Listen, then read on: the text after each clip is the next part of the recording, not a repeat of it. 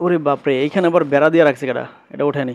দেখো এদিকে আসো, তুমি আমার পিছনে পিছনে আসো, দেখো কত সুন্দর না, মাশাআল্লাহ। আমি একটু সামনের দিকে যাই, দেখো আমি এই যখন এখানে হাঁটতেছি আমার কাছে কিন্তু খুব ভালো লাগতেছে। বুঝতে পারছো? দেখো এইখানে আমরা যখন এই আমাদের জায়গাটার মধ্যে বালু ফালাইলাম নতুন অবস্থায়, তখন কিন্তু একদম মানে সাদা মাঠের মতো ছিল, তাই না? মানে আমার এই জায়গাটা প্লাস আমার পাশে যে জায়গাটা জমিটা রয়েছে এইটা, তারপরে যে পাশেরটা, পুরা জমিটা কিন্তু জাস্ট একটা মাঠের মতো ছিল, পোলাপানে খেলাধুলা করছে। কিন্তু দেখো অনেক দিন যাবৎ জায়গাটা পড়ে থাকার কারণে মাশাআল্লাহ কত রকমের গাছপালা হয়েছে। তারপরে কিছুদিন পরে আমি আর আমার শ্বশুরে মিলে কিন্তু এই যে কলা গাছ কয়েকটা আছে না, এগুলা লাগাইছি। তো এই কলা গাছগুলো মাশাআল্লাহ এখন বড় হইতেছে। আর অন্যান্য যে গাছগুলো এখানে আছে এগুলো কিন্তু আসলে এমনি এমনি হয়ে গেছে। আর এই যে এখানে যে কিছু আলু শাক দেখা যাচ্ছে, এই আলু শাকগুলা কিন্তু, এই যে আলু শাকগুলা, এগুলা কিন্তু হয়তো বা পাশের বাসার বা পাশের এইখানে যে বাড়ি থাকে আন্টি, এই পাশে আন্টি বসবাস করে, মানে এক পরিচিত। তো উনি এই আলু শাকগুলো লাগাইছিল, তো অল্প কিছু জায়গায় লাগাইছিল, দেখতে পাচ্ছ এখানে। তো পুরা মানে অল্প লাগানোর পরে কিন্তু এখানে অনেক পুরা বিস্তৃত হয়ে গেছে। আর একটা বিষয় হচ্ছে যে এত সুন্দর লাগতেছে এই জায়গাটা, আমি যে দাঁড়ায় রয়েছি এখানে, জাস্ট ওয়াও, মাশাল্লাহ। কিন্তু আরেকটা বিষয় হচ্ছে যে এই জায়গাটা কিন্তু আসলে আর কিছুদিন পরে এরকম থাকবে না। খুব শীঘ্রই ইনশাল্লাহ আমরা এখানে বাড়ি টাড়ি করবো ইনশাল্লাহ, এবং বাড়ি করে আমরা এখানে চলে আসব। তো আমার এই পাশেও ওইদিকে অলরেডি বিল্ডিং করা হয়েছে, এই পাশে আছে, পিছনে আছে।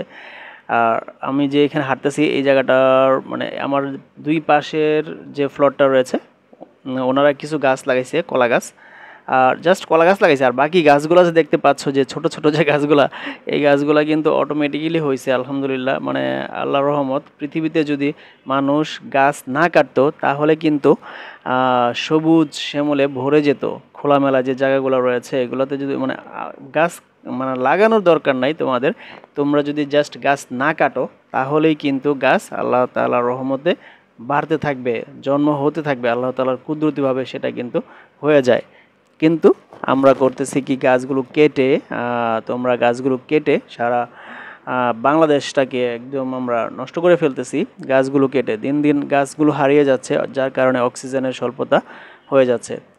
তো আমরা যদি এই জিনিসটা মেনে চলি যে গাছ না কাটি, আমরা যদি গাছ না লাগাতেও পারি, কিন্তু আমরা যদি গাছ না কাটি তাহলে অটোমেটিক্যালি আল্লাহর রহমতে গাছ হতে থাকবে বিভিন্ন জায়গায়, খোলা জায়গাগুলোতে। আর এই যে আমার বাড়ির সামনে মানে জায়গাটার সামনে এই হচ্ছে মেন রোডটা, এই রোডের পাশে আমার জায়গাটা। ইনশাল্লাহ কিছুদিনের মধ্যে আমরা বাড়িটার কাজ টাজ ধরবো ইনশাল্লাহ। আর সামনে ওই যে পাশে একটা মসজিদ ছিল, মসজিদটা তো দেখতেই পাচ্ছ। আর এই পাশে হচ্ছে কবরস্থান। তো এই যে পুরা যে এরিয়াটা দেখতে পাচ্ছ এটা হচ্ছে একটা কবরস্থান। তো এই কবরস্থানটা কিন্তু দারুণ।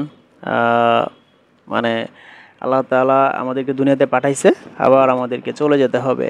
এরকম যে কোনো একটা কবরস্থানে আমরা হয়তো ইনশাল্লাহ আমাদেরকেও মাটি দেওয়া হবে, কবরে রাখা হবে। হ্যাঁ, কত শত মানুষ এই কবরস্থানগুলোতে শুয়ে আছেন।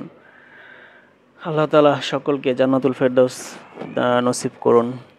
আর এখানে অনেক অনেক কবরস্থান, এই যে ঘাসগুলো আছে না, এগুলাও কিন্তু ছিল না প্রায় 1 বছর আগে। নতুন